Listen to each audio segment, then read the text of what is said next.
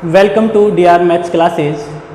Class आज का जो हमारा टॉपिक होगा वो होगा वेक्टर। तो क्लास हम वेक्टर शुरू करते हैं।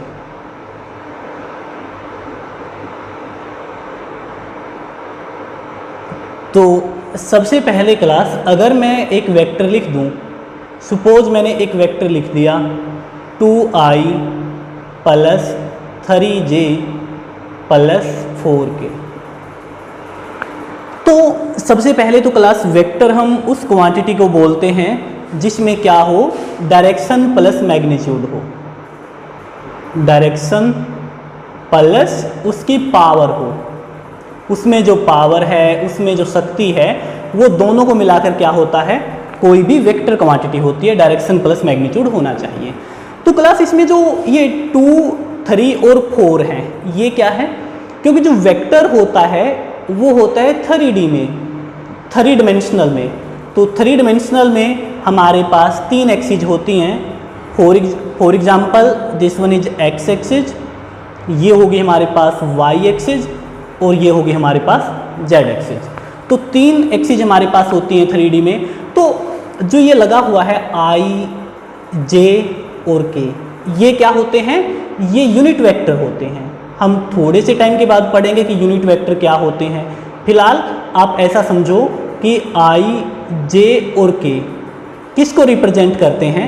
आई रिप्रेजेंट करता है कि जो ये वेक्टर है उसकी एक्स एक्सिस पर कितनी वैल्यू है, 2 वैल्यू है। जैसे ये स्पेस में होता है, 3D में होता है। फॉर एग्जांपल जैसे यहाँ पे है तो एक्स एक्सिस पर कितनी वैल्यू है, उसकी 2 वैल्यू है, और वाई एक्सिस पर कितनी वैल्यू है, उसकी 3 वैल्यू है, और जेड एक्सिस पर उसकी वैल्यू कितनी है, 4। तो जो स्पेस में हमारे पास पॉइंट होता है उसकी ओरिजिन के साथ एक्स एक्सिस पर 2 वैल्यू है, वाई एक्सिस पर 3 वैल्यू है, और जेड एक्सिस पर कितनी वैल्यू, 4 वैल्यू है। तो कोई भी वेक्टर के साथ हम आई, जे और के लगाते हैं उसकी एक्स एक्सिस, वाई एक्सिस और जेड एक्सिस पर पोजीशन दिखाने के लिए। तो क्लास सबसे पहले हम इससे रिलेटेड है जो कुछ डेफिनेशन करते हैं। जैसे सबसे पहले हमें पता होना चाहिए कि यूनिट वेक्टर क्या होता है। तो क्लास सबसे पहले हम यूनिट वेक्टर पढ़ते हैं।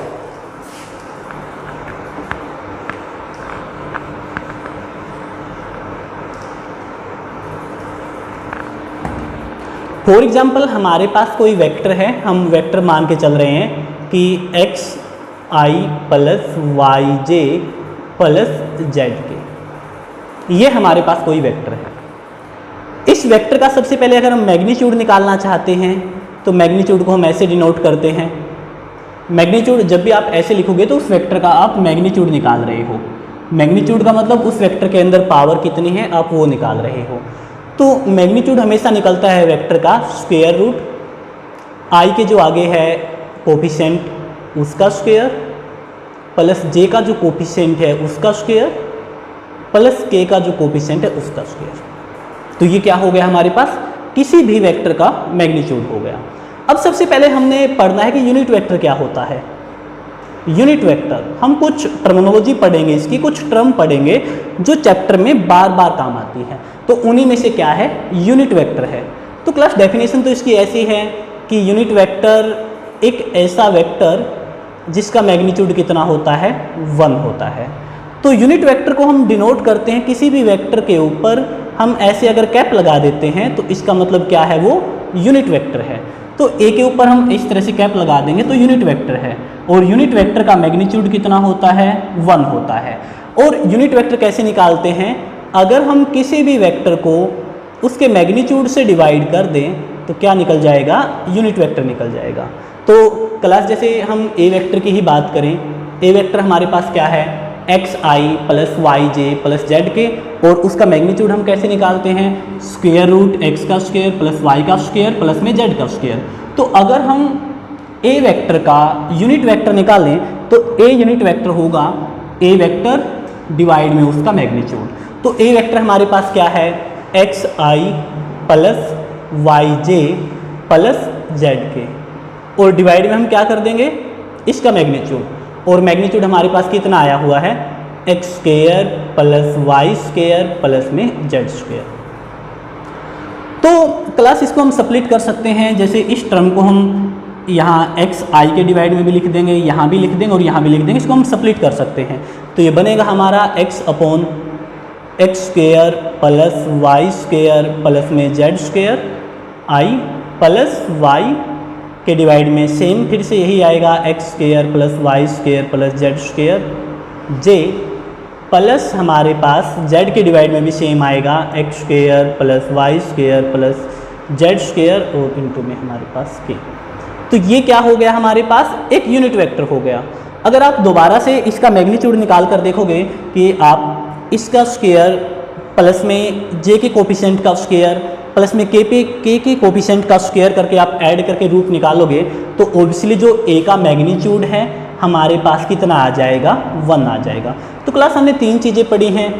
वेक्टर में जो हम एक्स आई वाई जे जेड के लिखते हैं ये केवल रिप्रेजेंट करते हैं किसी भी पॉइंट की एक्स एक्सिस वाई एक्सिस और जेड एक्सिस के रिगार्डिंग वैल्यू क्या क्या है। वेक्टर का मैग्नीट्यूड निकलता है स्क्वायर रूट एक्स का square plus Y square plus में जेड स्क्वायर। यूनिट वेक्टर ऐसा वेक्टर जिसका मैग्नीट्यूड 1 होता है, यूनिट वेक्टर के ऊपर हम कैप लगा देंगे तो यूनिट वेक्टर हो गया। इसी तरह से क्लास आप देखोगे कि हमारे पास जो आई है उसके ऊपर भी कैप लगा हुआ है, जे है जो उसके ऊपर भी कैप लगा हुआ है, के है जो उसके ऊपर भी कैप लगा हुआ है। इसका मतलब इन तीनों का मैग्नीट्यूड कितना होगा, 1 होगा। तीनों का मैग्नीट्यूड 1 होता है और 1 की हम x के साथ मल्टीप्लाई करें तो कोई इफेक्ट नहीं पड़ता, इसलिए i और j और k केवल रिप्रेजेंट करते हैं किसी वेक्टर की x एक्सिस y एक्सिस और z एक्सिस वैल्यू को। तो क्लास हम समझ चुके हैं कि यूनिट वेक्टर क्या होता है। नेक्स्ट हमारे पास आता है इक्वल वेक्टर।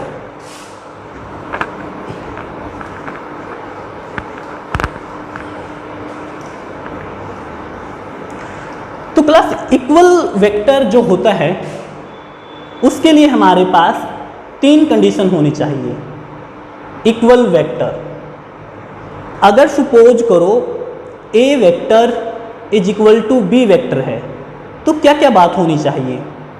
अगर ए वेक्टर बी वेक्टर के इक्वल है तो पहली कंडीशन होनी चाहिए दोनों की जो डायरेक्शन है वो सेम होनी चाहिए।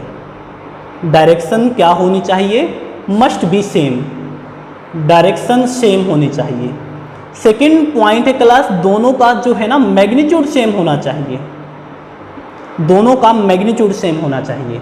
अगर आप इसका मैग्नीट्यूड निकालते हो इसका 5 आता है तो इसका भी 5 ही आना चाहिए।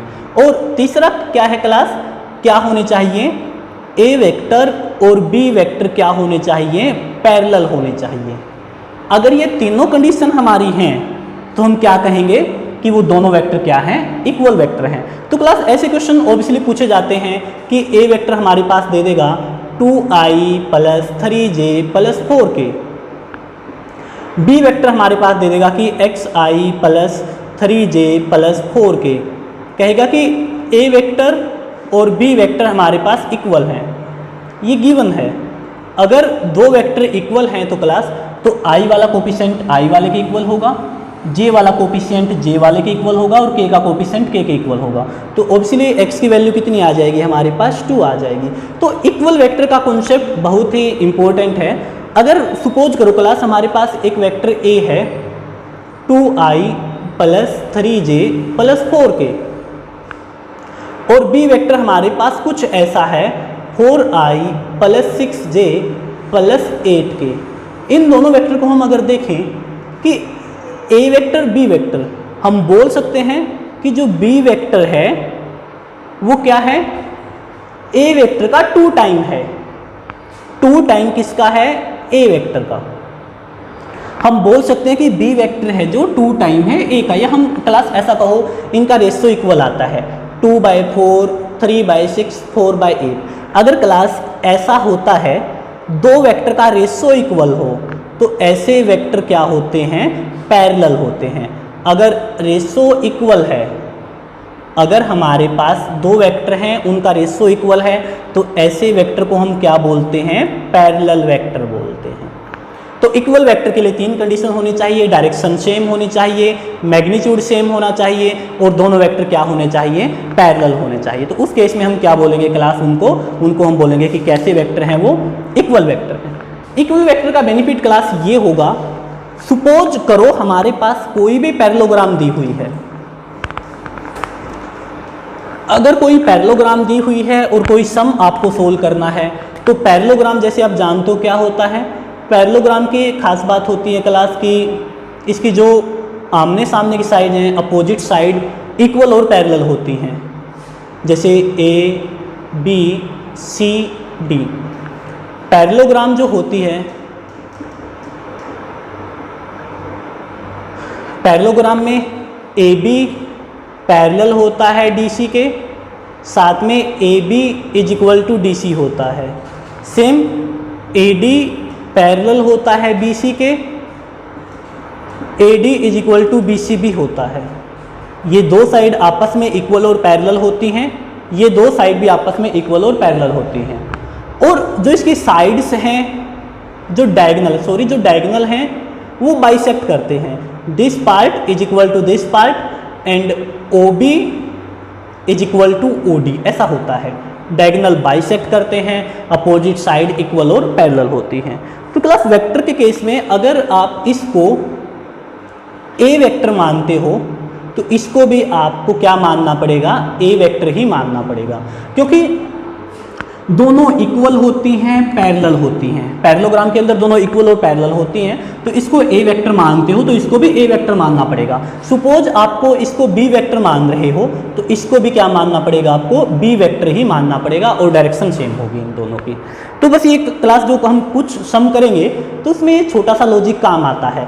जैसे फॉर एग्जाम्पल अगर मैं एक हेक्सागन की बात करूं,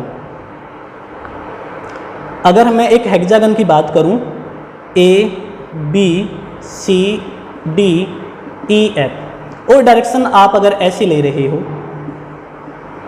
डायरेक्शन अगर आप ऐसे लेते हो, और अगर ये रेगुलर हेक्सागन है, क्लास मेरा जो वर्ड है यहाँ पे रेगुलर हेक्सागन, रेगुलर हेक्सागन का मतलब क्या है, इसकी जो साइड्स हैं वो सेम है। तो अगर आप इसको ए मानते हो तो इसको क्या मानना पड़ेगा, माइनस का ए, क्योंकि सारी साइड्स अपनी सेम हैं, तो ये इसके इक्वल आप मान रहे हो। अगर इसको आप बी मानते हो तो इसको भी क्या मानना पड़ेगा, आपको बी मानना पड़ेगा, अपोजिट डायरेक्शन है। एक बार बी मान लो क्लास, जब इसमें हम कोई सम करेंगे तो अपोजिट डायरेक्शन की वजह से उसका हम सिंबल क्या कर देंगे, नेगेटिव कर देंगे। तो ऐसा हमने थोड़ा सा ध्यान रखना है। तो नेक्स्ट है हमारे पास क्लास की, नेक्स्ट आता है हमारे पास पोजीशन वेक्टर। ये भी बहुत इंपॉर्टेंट है, पोजीशन वेक्टर।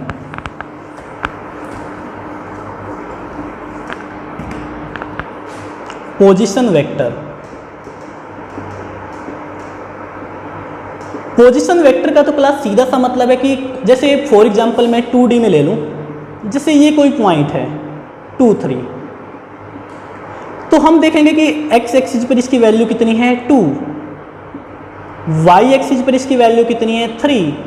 तो ओरिजिन के साथ इसकी क्या पोजीशन है, फॉर एग्जांपल ओरिजिन O, ये P, तो OP वेक्टर क्या बनेगा ओरिजिन के साथ, ओरिजिन पे दोनों 0 0 होते हैं।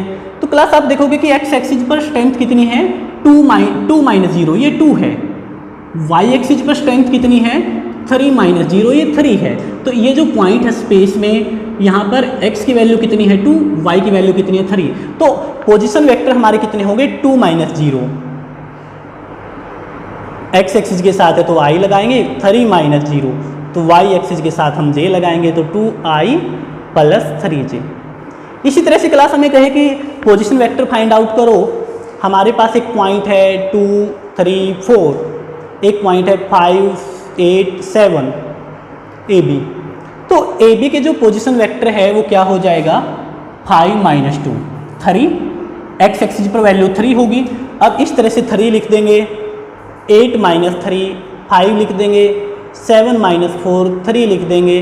तो क्लास ऐसे कन्फ्यूजन हो गया कि ये क्या लिख दिया हमने, 353 लिख दिया।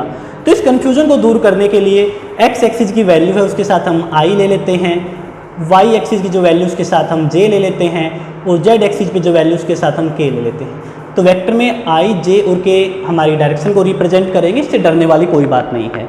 अगर AB वेक्टर लिखा हुआ है या फिर BA वेक्टर लिखा हुआ है, इन दोनों में क्या फ़र्क है। देखो क्लास, चाहे वेक्टर कहीं से भी शुरुआत होती है और डायरेक्शन आपने यही लगानी है, ऐसा नहीं कि आप AB लिखकर ऐसे डायरेक्शन लगा दोगे। डायरेक्शन आपने ऐसे ही लगानी है हमेशा, ऐसे नहीं लगानी। अब सब कुछ यहीं से मैटर करेगा। अगर आप ए बी लिखते हो तो इसका मतलब है A is the initial point, B is the final point, कि ए से शुरुआत हुई है, बी पे टर्मिनेट हुआ है ए बी। और बी ए का मतलब क्या है कि स्टार्टिंग हुई है बी से, स्टार्टिंग पॉइंट बी है और वेक्टर कहाँ जा रहा है, ए की तरफ। डायरेक्शन आप ऐसे ही लिखोगे, जो लिखने का तरीका उससे पता चलेगा कि डायरेक्शन ए स्टार्टिंग पॉइंट है या बी स्टार्टिंग पॉइंट है। तो क्लास जो हमारा नेक्स्ट टॉपिक है, हमारा नेक्स्ट टॉपिक बिल्कुल इंपॉर्टेंट है हमारा। एक होता है लाइक वेक्टर और एक होता है अनलाइक वेक्टर।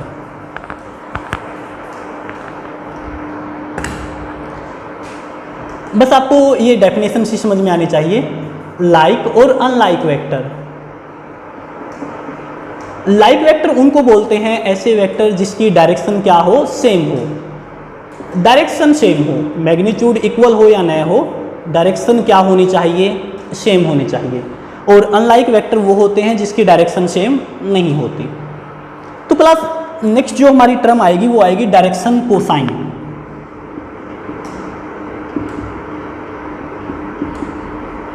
डायरेक्शन कोसाइन यहां से इंपॉर्टेंट है कि डायरेक्शन कोसाइन क्या होता है।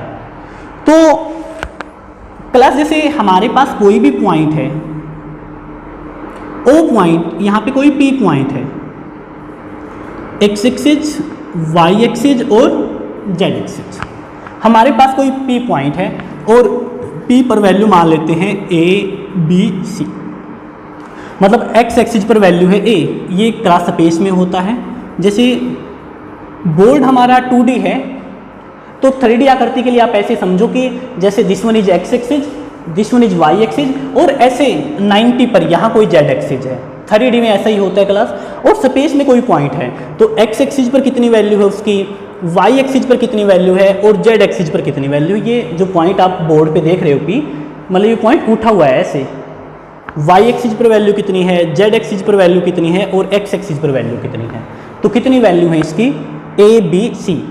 तो हमारे पास वेक्टर क्या बन गया, ये ओरिजिन पर तीनों वैल्यू 0 0 है। तो हमारे पास वेक्टर बन गया, सपोज मैं डिनोट करता हूँ इसको, एक्स से डिनोट करता हूँ। एक्स वेक्टर है हमारे पास a-0, ए आई, b-0, वाई एक्सिस वाले कोफिशिएंट के साथ j लगाएंगे, c-0, ये हमारे पास कोई वेक्टर है ए आई प्लस बी जे प्लस सी के। तो क्लास डायरेक्शन कोसाइन को हम डिनोट करते हैं एल एम एन से। डायरेक्शन कोसाइन होते हैं एल एम एन। कोसाइन हमने अगर इस वेक्टर की वैल्यू हम इस पर देखना चाहते हैं, जैसे सपोज करो क्लास ये है हमारे पास, this one is L, for example this theta हमारे पास। अगर मैं इस चीज को इसके ऊपर देखना चाहता हूं तो मुझे क्या लेना पड़ेगा, एल कोस थीटा। अगर मैं इसको इसके ऊपर देखना चाहता हूं तो मुझे लेना पड़ेगा एल साइन थीटा। आप जानते होंगे ना कि B base upon H is equal to cos theta होता है। Base upon H is equal to cos theta होता है। तो बेस हमने निकालना है, एच हमारे पास एल दिया हुआ है is equal to cos theta, तो बी इज इक्वल टू आ जाएगा एल कोस थीटा। अगर मैं इस चीज़ को इसके ऊपर देखना चाहता हूं तो मुझे क्या करना पड़ेगा, कोसाइन लेना पड़ेगा। अगर हम इस चीज़ को यहाँ जो उठा हुआ है ऐसे एक्स एक्सिस पर देखना चाहते हैं तो कोस एंगल लेना पड़ेगा। तो डायरेक्शन कोसाइन होता है कि वेक्टर ने सपोज करो एक्स एक्सिस के साथ अल्फा एंगल बनाया है, वाई एक्सिस के साथ बीटा एंगल बनाया है और जेड एक्सिस के साथ गामा एंगल बनाया है। तो डायरेक्शन कोसाइन होगा कोस अल्फा, कोस बीटा और कोस गामा। जो डायरेक्शन कोसाइन होते हैं किसी वेक्टर का एक्स एक्सिस के साथ कितना एंगल बनाया है, कोस अल्फा, वाई एक्सिस के साथ क्या एंगल बनाया, कोस बीटा, और जेड एक्सिस के साथ क्या एंगल बनाया है, कोस गामा। तो क्लास आप कोस कैसे निकालते हो, कोसाइन एंगल निकलता है वो रिजल्ट बेस मानकर डिवाइड में हाइपोटेन्यूज। तो B upon A square plus B square plus C square, C upon A square plus B square plus C square, ऐसे आएगा क्लास ये। तो किसी भी वेक्टर के डायरेक्शन कोसाइन निकालने हो तो वेक्टर डिवाइड में उसका मैग्नीट्यूड, वेक्टर डिवाइड में उसका मैग्नीट्यूड, वेक्टर डिवाइड में उसका मैग्नीट्यूड, ये उसके डायरेक्शन कोसाइन होते हैं। तो class cos alpha, cos beta, cos gamma क्या होते हैं? डायरेक्शन कोसाइन का मतलब है उस वेक्टर ने एक्स एक्सिस के साथ क्या एंगल बनाया है, वाई एक्सिस के साथ क्या एंगल बनाया है और जेड एक्सिस के साथ क्या एंगल बनाया है। तो अगर आप यहाँ से इनको स्क्वेयरिंग करके ऐड करते हो तो L square plus M square plus N square किसके इक्वल टू आ जाएगा? 1 के इक्वल आ जाएगा। क्योंकि क्लास यहाँ स्क्वेयर किया, यहाँ भी स्क्वेयर किया, तो यहाँ स्क्वेयर करने पर बनेगा ए स्क्वेयर डिवाइड में इसका रूट हट जाएगा, तो यहाँ ऐसे बनेगा ए स्क्वेयर डिवाइड में इसका रूट हट के आ जाएगा A square plus B square plus C square, plus यहाँ आप इसका स्क्वेयर करोगे तो बनेगा B square upon A square plus B square plus C square. यहाँ आप इसका स्क्वेयर करोगे तो बनेगा C square upon A square plus B square plus C square. LCM same है, ऊपर डायरेक्ट ऐड हो जाएगा, तो सेम क्लास ऊपर बनेगा, सेम नीचे बनेगा, तो कैंसिल होके कितना आ जाएगा? 1 आ जाएगा। तो आपने याद रखना है कि एल क्या है, एल एम एन क्या है? डायरेक्शन कोसाइन, एक्स एक्सिस के अकॉर्डिंग, वाई एक्सिस के अकॉर्डिंग, जेड एक्सिस के अकॉर्डिंग। इनका जो स्क्वायर का सम है हमेशा किसके इक्वल होता है? 1 के इक्वल होता है। एल की जगह हम ये भी पुट कर सकते हैं, तो यहाँ आ जाएगा कोस स्क्वायर अल्फा। एम की जगह हम ये पुट कर सकते हैं cos square beta plus cos square gamma किसके इक्वल होता है? 1 के इक्वल होता है क्लास। ये बहुत ही इंपॉर्टेंट है। इसको आप साइन में अगर चेंज करो 1 माइनस साइन स्क्वायर अल्फा, यहाँ अगर आप साइन में चेंज करो 1 माइनस साइन स्क्वायर बीटा, इसको अगर आप साइन में चेंज करो 1 minus sine square gamma is equal to 1। Cos square की जगह मैंने क्या यूज कर दिया? आप जानते हो क्लास की sine square theta plus cos square theta is equal to 1 होता है। यहाँ से हमने कोस स्क्वायर थीटा की वैल्यू निकाल ली 1 माइनस साइन स्क्वायर थीटा।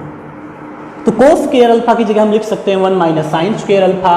इस तरह से ये 3 हो जाएगा, इधर आके माइनस का आएगा, तो briefly sine square alpha plus sine square beta plus sign square gamma किसके इज इक्वल टू होता है? 2 के इक्वल होता है। तो क्लास जो नेक्स्ट हमने पढ़ना है triangle law of vector addition. Vector addition तो क्लास ये बिल्कुल सिंपल है। सपोज हमारे पास ये ट्रायंगल है ए बी सी, इसमें डायरेक्शन ये है। तो अगर हम इस पॉइंट से शुरू करते हैं तो आप कैसे ऐड करोगे? ए बी, ए से शुरू होकर बी की तरफ डायरेक्शन है ए बी, प्लस बी से सी की तरफ है B C is equal to, जहाँ पे भी डायरेक्शन अपोजिट हो जाए उसी के इक्वल लिख दो। तो किसके इक्वल लिख दोगे? ए सी के। या क्लास आप ऐसे लिख सकते हो A B plus B C, opposite direction है minus A C is equal to 0। तो A B plus B C is equal to A C. तो अगर आप वेक्टर को triangle law of vector addition के अनुसार जोड़ना चाहते हो तो जिस पॉइंट से आप शुरुआत करते हो A B plus B C, opposite जहाँ पे आ जाता है आप उसी के इक्वल लिख दोगे, A B plus B C is equal to A C. अगर आप यहाँ से शुरुआत करना चाहते हो तो A C minus B C minus A B is equal to 0, same वहाँ से भी यही रिजल्ट आएगा। सेम क्लास इसी तरह से parallelogram law of vector addition है। ये दोनों पैरेलल होती हैं, ये दोनों पैरेलल होती हैं। ये ए है तो आपको ये भी ए लेनी पड़ेगी, ये बी है तो ये भी बी लेनी पड़ेगी। अगर ए बी सी डी है तो अगर आप बी डी निकालना चाहते हो तो बी डी क्या निकलेगी? इसमें आप triangle law of vector addition लगा दो, A plus B is equal to B D, तो बी डी कितनी निकलेगी? A plus B. अगर आप यहाँ से निकालना चाहते हो उस ट्रायंगल के अनुसार तो B plus A is equal to B D, तो दोनों ही केस में बी डी कितनी आएगी? ए प्लस बी आएगी। तो parallel law of vector addition एक तरह से triangle law of vector addition है। बस इस बात का ध्यान रखना है कि जो साइड इक्वल होती हैं उनको सेम मानेंगे, इक्वल और पैरेलल होती हैं उनको हम सेम मानकर चलेंगे। तो नेक्स्ट है हमारे पास क्लास, अगर हमारे पास अब हमने क्लास आज का जो टॉपिक है, मैं एक बात यहाँ पे क्लियर कर दूँ कि जो HSSC में क्लर्क का जो एग्ज़ाम था HSSC के अंदर, उसमें जो क्वेश्चन पूछे गए थे वो 3D से पूछे गए थे। लेकिन 3D आप तभी कर पाओगे अगर आपकी वेक्टर पर कमांड है। वेक्टर का जो आज का हमारा टॉपिक है वो जस्ट बेसिक है। नेक्स्ट लेक्चर में हम डॉट प्रोडक्ट पढ़ेंगे जिससे क्वेश्चन आने की पॉसिबिलिटी है, डॉट प्रोडक्ट और क्रॉस प्रोडक्ट, और उसके बाद हम कहाँ चले जाएंगे 3D पर। तो क्लास हम सारे के 6 लेक्चर 5 या 6 लेक्चर के अंदर वेक्टर और 3D कंप्लीट कर देंगे, और HSSC के अंदर अगर इन दोनों चैप्टर से क्वेश्चन आता है तो आपका क्वेश्चन गलत नहीं होगा। तो क्लास अगर हमारे पास 2 पॉइंट दिए हुए हैं, सपोज हमारे पास 2 पॉइंट दिए हुए हैं, अब हम काम की बात करते हैं जो बेसिक थ्योरेटिकल क्वेश्चन आते हैं। ए दिया हुआ है हमारे पास 2 3 4, बी दिया हुआ हमारे पास 6 4 7 8, जो भी दिया हुआ है। ए बी वेक्टर निकालना हो तो कैसे निकालोगे? x वाले में से x वाला माइनस कर दो, 6 - 2 4, x के साथ हम क्या लगाते हैं i, 7 - 3 4j, और यहाँ पे कुछ और मान लो 8 - 1 7k। तो ए बी वैक्टर कितना हो गया? 4i + 4j + 7k। A B का मैग्नीट्यूड निकालना हो ऐसे रिप्रेजेंट करते हैं तो कैसे निकालेंगे? स्क्वायर रूट x का कोफिशिएंट का स्क्वायर, j के कोफिशिएंट का स्क्वायर, k के कोफिशिएंट का स्क्वायर। क्लास इसको ऐड कर देना, कुछ ऐसा बन जाएगा। उसके बाद क्लास अगर हम इसमें यूनिट वेक्टर निकालना चाहते हैं ए बी का तो क्या करेंगे? ए बी वैक्टर डिवाइड में उसका मैग्नीट्यूड, इस वेक्टर के डिवाइड में कितना कर देंगे? 9, तो यूनिट वेक्टर आ जाएगा 4/9i 4/9j 7/9k, इस तरह से। तो क्लास उसके बाद अगर हमारे पास सपोज करो 2 वेक्टर दिए हुए हैं, हमारे पास अगर 2 वेक्टर दिए हुए, ए वेक्टर हमारे पास दिया हुआ है 2i + 3j + 5k, B vector हमारे पास दिया हुआ है 6i + j, k नहीं दिया हुआ इसमें। कुछ वेक्टर में ऐसा भी हो सकता है कि कहीं पर i न दे, कहीं पर j न दे। अब इसमें k नहीं दिया तो अपनी मर्जी से आप 0k मान कर चलोगे। तो अगर 2 वेक्टर ऐड करने हैं तो क्लास सिंपल है, i में i वाले ऐड कर दो, j में j वाले ऐड कर दो, कोफिशिएंट ऐड करने हैं, k में k वाले ऐड कर दो।